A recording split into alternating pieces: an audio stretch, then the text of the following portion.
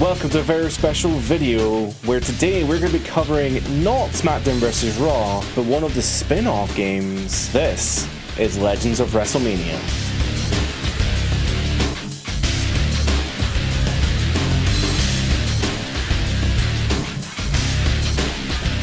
So you're probably rightly thinking, what is Legends of WrestleMania? Well, it's a spin-off game from SmackDown vs. Raw 2009. So, as you'll see here, there is an import option for SmackDown vs. Raw 2009. And as you may have noticed from the roster listing in 2009, there are no legends. And that's because all the legends are in this game.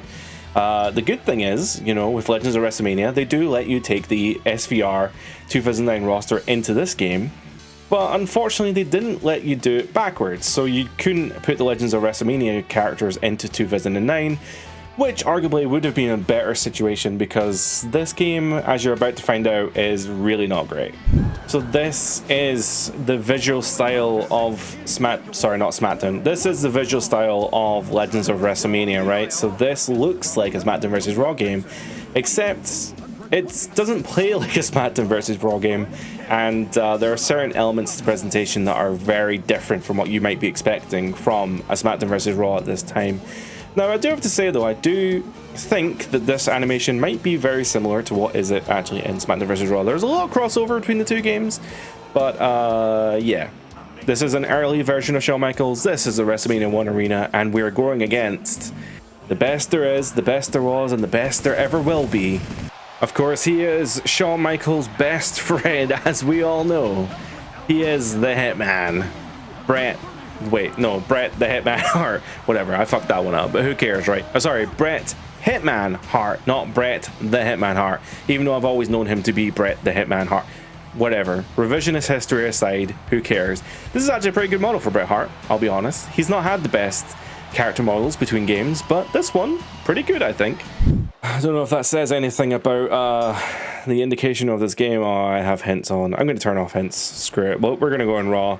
So first off, you're going to look at this game and think, wow, this looks very different from SmackDown vs. Raw 2009. And you are correct. I do not know how to reverse. This is, honestly, every single video that I start, you can probably just highlight out, I don't know the controls. I think actually oh god, I don't know what to do. So the meat and bone of this game, right? I'll just get it out the way now. It's a simplified control system, ironically, for older players. I don't know how that makes any sense. I really don't know what to do there. I'm playing as Shawn Michaels, by the way. I should have said that. Yes. So currently, if it's Xbox controls, right? So it is X button to strike. It is the A button to grapple. You have options to do. Well, you have options here to do quick grapples, which are just on the A button. There is the B button, which seems to be the action button. That's how you get out. Even getting out the ring and getting in the ring is a cutscene. Everything in this game is a cutscene. Everything. Up in A seems to be going over under. Every other position seems to have a different move associated with it. There is a way to run at the ropes. Oh, there we are. So to do a running attack, so in SVR 09, right, to run you just hold one of the bumpers, right? It's the left bumper or something. That's the easy way to run. If you want to run in this game, you got to double press B. If you double press B, you'll then go to the nearest rope. Oh, apparently double pressing B is also pinfall. Oh no, I almost won. I didn't want to win. God, this game sucks. I don't know how to reverse. I'm presuming the reverse buttons are still the shoulders, but that might not be true. So if you want to do strong grapples, it would look like you have to hold the A button. I Irish whipped him and I don't know how. I Irish whipped Bret into the corner and I don't know how. So holding A is the Irish whip button. Okay, so if you grapple someone in the corner and you press the button at the right time, you'll get yourself into a position where you can do a big move like that. So that's pretty cool. I have 2 on my special meter, and what that means is I have a finisher or a signature. I'm not really sure. I might need to look up how to do this. You're probably thinking, why am I jumping over the place? That's because everything in this game, all the major moves in this game are cutscenes, right? And when I say cutscenes, I mean like they're just these cutaways. They're very strange. Very, very strange. I don't remember how to do finishers. How do you do finishers? No. Tutorial. Oh my god, there's 25 pages of tutorials here. So, also the game is very dark. I apologize. This is my Xbox 360. So you can see here, you have combos with the X button. You can do grapples with A. There are strong grapples. There are Irish whips. Okay, so you have to hold the left stick away from the opponent and press A to Irish whip into the ropes. And to do that, you have to do that with holding A to put them into the corner, and that's why I was doing that. Block is Y and reversal is left away and Y. Y is not on Y. It's not on the corner triggers. I don't really understand. There's also taunts here, submissions, finishers. Here we go. So at chain level 3, that's the icon in the top left for me. I have to press X and A. This is given like 2K20 vibes, right? Because I'm pretty sure 2K20, the finisher button is that. How do I pick them up from the ground though as well? Oh, to bring opponent to their feet, left stick away from the opponent and A. Now, given the fact that they were lying down, I don't know how that makes any difference. But we've got a running dive attack. We're climbing the ropes. If we hit this button correctly, we are going to a sweet chin music. Sean tuning up the band. He's tuning up the band, and that means if I press... Do I need to press a button? I don't need to press a button. We hit the sweet chin music. If I pin him with B, I think we've won. Uh-oh. Oh, thank God. And there we are. That apparently is, I presume, my first win. I don't know. I've never played this game on this Xbox. But, my God, this game is rough. It's fun in a way. It's an interesting diversion from the main series, and I appreciate that they tried something different. But my God, this game is a struggle. Going back to the main menu here, we have the option of a singles match. I don't know what the second option is. We have a ladder match. And one of them is a Hell in a Cell match, and to be honest, the Hell in a Cell match in this game is insanely good. You also have a submission match, tag team match, triple threat, battle royal, handicap, and Royal Rumble. So you'll see a lot of those matches are just multi-man matches, right? But with the exception of maybe the ladder match, there is also the Hell in a Cell match, which is, I wish I had it. It is actually amazing in this game.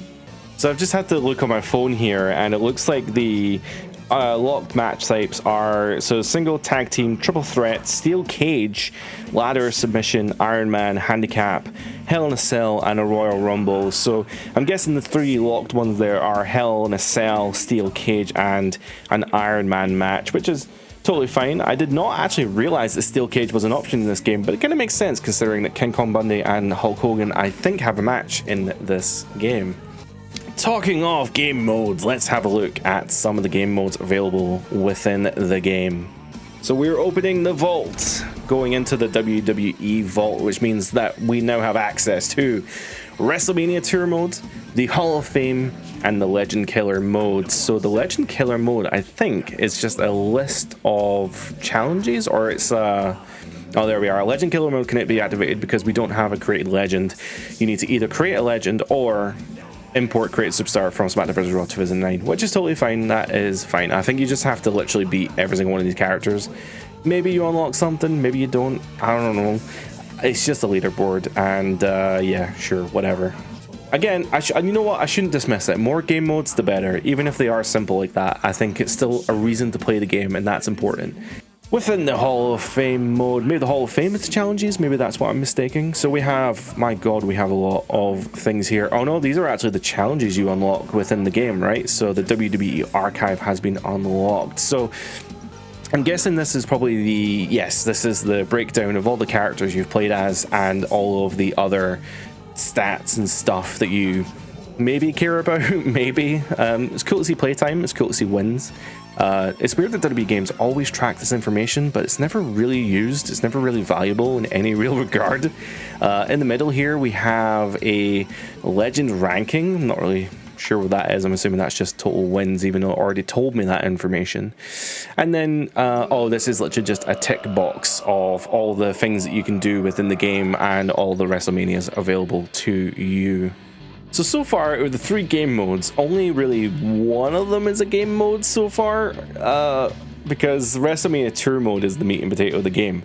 Legend Killer, I guess it's alright. You just have to beat the legends, I guess, as a created character, which is totally fine. That's cool. The Hall of Fame is just tick boxing. There's nothing actually there to do, so it's not really a game mode per se. It's just a progress tracker, whatever. But WrestleMania Tour Mode, that's where we want to go, right? Because this allows us to relive, rewrite, and redefine WrestleMania. And what does that mean? Now, it's corporate marketing jargon, but relive will give you the opportunity to recreate the matches as they were. You'll go into the matches, you'll have the objectives, and you just have to complete the match as it was. So here we have WrestleMania 2 with Hulk Hogan, King Bundy in the steel cage match. We got Hogan Andre at WrestleMania 3.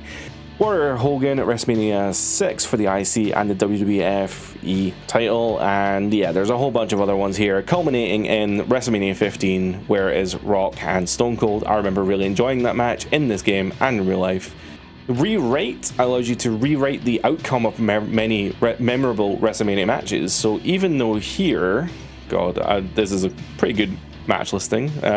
Shawn Michaels versus Bret Hart, that's the one that comes to mind here. So WrestleMania 12, they have the Iron match. Shawn Michaels comes out on top. The boyhood dream comes true. I'm assuming in this match, in this mode, you play as Bret Hart and you want to try and get Bret the win this time instead of Shawn.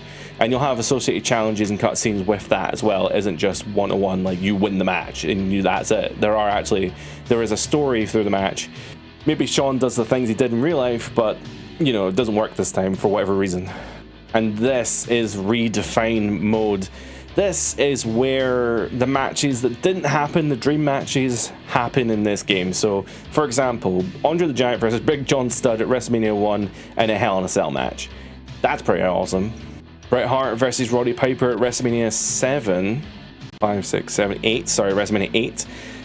That did happen, I believe, but it wasn't a submission match. So this game puts it into a submission match. The WrestleMania 9 main event between Bret Hart and Yokozuna, this game has it as a steel cage match, and that's pretty awesome as well. And it's also entirely up to you who decides the winner, but I have a feeling with that then that probably means there are less objectives in those matches. And if you've played WWE 2K25, you'll probably realize that a lot of what I'm seeing here actually kind of matches what is in 2K25, right? Because in the modern showcase mode, you have almost this exact same marketing. Relive, rewrite, and redefine. So you're reliving matches from the Bloodline history, you're rewriting the endings for people who didn't win their matches, and you're redefining by putting on these dream matches like the Dudleys versus the Wild Samoans. Like, this game is very much ahead of its time. It's just the same that the game itself is actually kind of shit. You also have the movie theater, which is a bunch of clips and stuff for these matches. I don't think it's the full matches. I'm going to put it on. I'm going to see. Yep, that's all getting cut out. There is no way I can play that. But basically, that is just it's a promo video leading up to the match that you're going to play, and that's pretty awesome that that's in there. I'm assuming you'll unlock more by playing the game mode as well.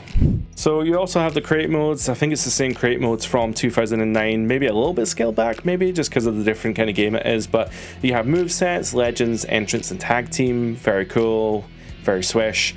You also have the Xbox Live integration, which you can't do anymore because it's not online anymore. But you also have the import SmackDown vs. Raw 2009, which we do have a full roster for. So if we import the game save from SmackDown vs. Raw 2009, we'll unlock the 2009 characters. Now, when I was younger, this blew my mind because I thought it was legitimately taking the characters from my game save and unlocking them in this game.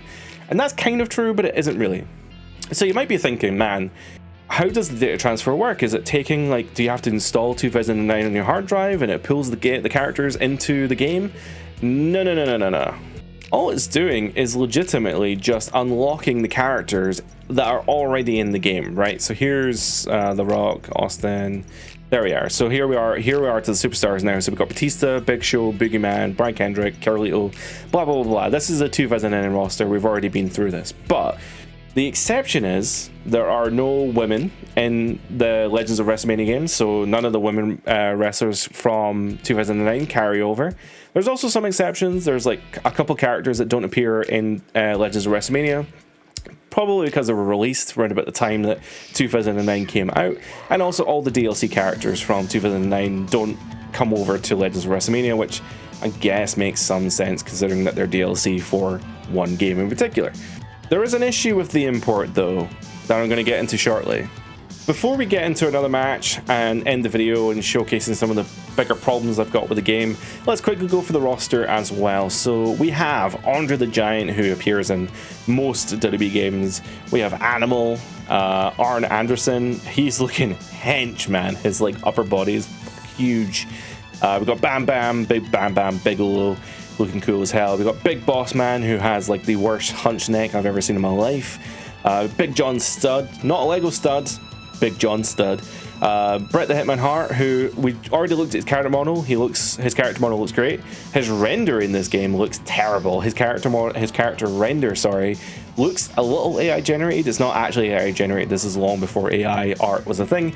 But also the face model in the render looks a little like Michael Jackson-y, and I don't like it. It's definitely not Bret Hart's face in any regard. We got Davey Boy, the British Bulldog. Brutus the Barber Beefcake. He is Hulk Hogan's best friend, famously. The American Dream, Dusty Rhodes. The render looks good. I'm sure the model probably doesn't look good at this point. We've got Greg the Hammer Valentine, Hawk, the Honky Tonk Man with the most horrendous smile I think I've ever seen in my life. Hulk Hogan looking far too hench. I don't know how much Terry paid the devs to make him look like that, but Hulk Hogan has never looked like that in his absolute life. We got Hunter Hearst Helmsley. He looks a little bit like Hunter, maybe. If you squint your eyes and look really far away, it looks like Triple H. I don't know, maybe. One half of the World Tag Team Champions, Sheiky Baby. Rest in peace, Iron Sheik. You got Jake the Snake Roberts with probably the most normal looking character renderer of all the list. Like, I don't know, just... he looks intimidating as hell, but Jake did look intimidating as hell, right? So it looks relatively normal. Hacksaw Jim Duggan, famously the winner of the first ever Royal Rumble, technically. He won the first ever televised Royal Rumble, but not the actual first Royal Rumble. Jim the Anvil Neidhart, one half of the Hart Foundation. Jim in this game is rocking a bit more of a retro look than Bret is, which is a little bit weird, but we'll let that fly. Talking of fly, Jimmy Superfly Snooker, who we don't like around these parts, so I'm gonna move on. JYD, Junkyard Dog. I don't know why when I was younger I loved JYD, and I don't know why. I've never seen a match he's ever been in that I've ever liked, so that's a weird one. We have this year's Hall of Fame entrant, Kamala. He got a legacy induction. And we also have King Kong Bundy, who Vince McMahon famously owes money, apparently. Coco Beware looking more hench than he ever has in real life. And it's a shame that the parrot's not there. I forget what the name of the parrot's called. But it's a shame that he's not in this render. He is in the game, I'm pretty sure. I'm pretty sure when Coco comes out, he does have the parrot with him. We got Michael P.S. Hayes, I was going to say one half, but a founding member of the Freebirds. I don't know. Mr. Perfect Kurt Hennig looking awesome in his render. I'm sure the character model probably looks just as good. We have Nikolai Volkov, the other half of the tag team champions with the Iron Sheik. The Nature Boy, Ric Flair, looking ripped as hell. Ravishing Rick Rude. I love Rick Rude. I don't know, wrestling has a weird thing with politics, right? So we don't like Rick Rude because of his personal life and some of his personal history and stuff. I don't know if Rick Rude has any allegations against him, but man, I loved and still love watching Rick Rude matches. I just think he is just a masterclass in character work. So if you ever want to become a wrestler, if you ever want to, learn how to, I don't know, be a character, even if you're doing this weird YouTubing stuff, Rick Rude is definitely the type of guy to look up to because he did an insane character work. We got Big Dwayne. This is before he was Big Dwayne. We have The Rock, very much rocking that WrestleMania, rocking that WrestleMania 15 look as well. We have Roddy Piper. This will be his WrestleMania 8 look, right, when he faced Bret Hart. But my favorite WrestleMania match that Piper was probably ever in has to be the WrestleMania 12 street fight with Goldust. That shit was insane, and I appreciate the hell out of them for doing that match. Even if it is goofy and it was a bit of a parody of the O.J. Simpson police chase, I just loved it, especially as a child. I don't think I was alive when it happened, but watching it when I was younger, man, it's such a formative memory of mine to watch Roddy Piper punch the shit out of Goldust. And also, in a way, it actually made Goldust look legit as well. He took a beating in that match. Anyway, enough talking about that. We've got Sergeant Slaughter, who, you know, rightfully main evented a lot of WrestleManias in his own right. And then after, you know, his in-ring stuff with WWE ended, he became like a producer, and he ended up doing some great work there. So I think Sergeant Slaughter deserves more respect than he gets, to be honest. Shawn Michaels, I've heard of him, I suppose. Stone Cold Steve Austin looking hench as well. His model, it's so weird because there's some characters in this game, I swear they've just had their models from other games. So the Stone Cold and the Rock models from this game look very similar to their 2008 counterparts.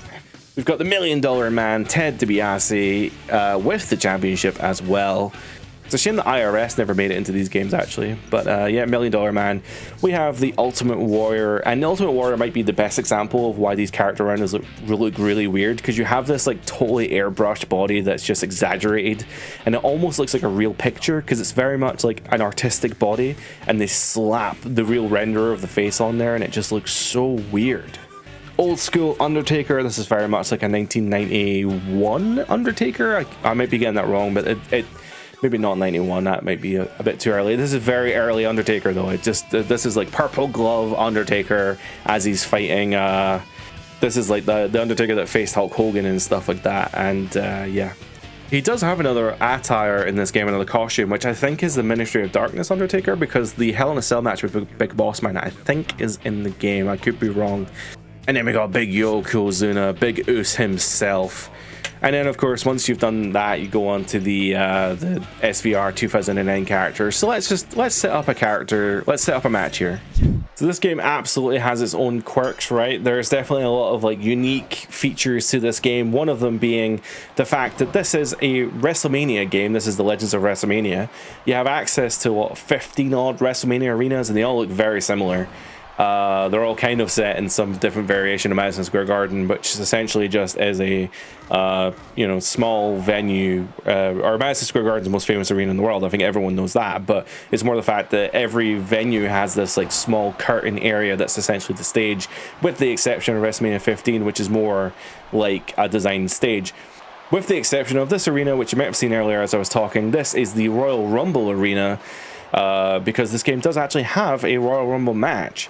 So to have the Royal Rumble match in the game, they do accommodate the arena being there as well, which is I do appreciate. I really like this Royal Rumble arena. The fact that it's there is very cool. You'll notice as well that this is the... Okay, I really thought Hogan was going to win there. This is a ladder match, and we are experiencing a very strange ladder match here. So you'll notice this is not anything like you'll have seen in SmackDown vs. Raw, right? Cena was climbing the ladder. It totally shifted the camera angle to be above him as he was climbing up the ladder. You have to mash buttons and do all this other stuff. Hogan got to his feet. Cena got to his feet. He climbed the ladder, which then triggered another cutscene where they fought on top of the ladder. Cena was able to get back to his feet, knock over the ladder with another bunch of button presses, and you'll see that this is very much like par for the course for this game, right? It's all button mashing, it's all combos, it's all simplified air quotations, because this game is designed for an older gamer in mind. As Cena climbs the ladder here, trying to get the belt. Hogan back to his feet, knocking Cena off the ladder. We can also see the correct belt hanging above the ring. Hogan is the WWE title holder, so the fact that it's representing the right belt above the ring is also a very good feature. Now, the thing I want to talk about the most, and this is the thing that probably annoys me the most about this game, all the imported SVR characters from 2009 are available in this game, and that's fine. But they all have this really weird sheen to their character models, and I don't know why. The character models for Legends of WrestleMania, they have this like nice, they look like they're part of the world, right? But all the characters from SVR 09 have this weird shader applied to them, and they look like they're shiny, they look glossy. I don't know if you can kind of see it, but across like Cena's back, like he's the wrong color as well. He's so pale, which is fine. I mean, he is pale, but like I don't know. There's this weird shine to all the SVR 09 characters that isn't. Well, maybe it is on the Legends of WrestleMania characters. There must be some reason to it that I'm just not aware of. Like there must be some technical thing going on in the background. But my God, is it distracting? It's maybe not so distracting here, but the more that the match goes on, the more matches you play, you'll start to notice that yes, Cena does look out of place, and it's because there's this weird shiny shader applied to his character model. And Hogan, just won the ladder match. I didn't even see the meter pop up. He climbed the ladder, got the belt. I think it's just going to transition right into the ending cutscene as well. So that's one good thing about this game. I'll give it its props. The ending cutscenes do actually work really smoothly, because when you win the match, you just transition right into the ending animation. Hogan, he got the belt off the roof, climbed down the ladder, did a little taunt, and then he climbs the ladder again. What? I don't know where. Is Cena still kicking about? Are we going to see him? No, we're not going to see him. That's fine. Well, congratulations to Hulk Hogan for defending his World Heavyweight Championship against John Cena in this ladder match. So Legends of WrestleMania, a very controversial entry into the WWE games history. It's kind of a SmackDown vs. Raw game, it kind of isn't. It's very much SVR in the way that it looks, the way that the way it plays, and the foundation that it's built on is very much SmackDown vs. Raw, but they made a lot of weird changes to this game in terms of moving the camera right into the ring, which isn't inherently bad, but makes the camera swing around all over the place, and it's really distracting. Every action that you take, like climbing a ladder, climbing the top rope, entering and exiting the ring, is all on these like weird action buttons that you cutscene in and out of, and it's just a very jarring experience, and I don't really know how to describe it without you having played the game. Like if you've played the game, you know how I feel, you know what I'm talking about, but there's a good chance if you haven't played the game, you're probably thinking like, well, what does it matter if it's a cutscene? It feels weird. That aside, Legends of WrestleMania I think exists as a very interesting piece of history that I hope we never go back to.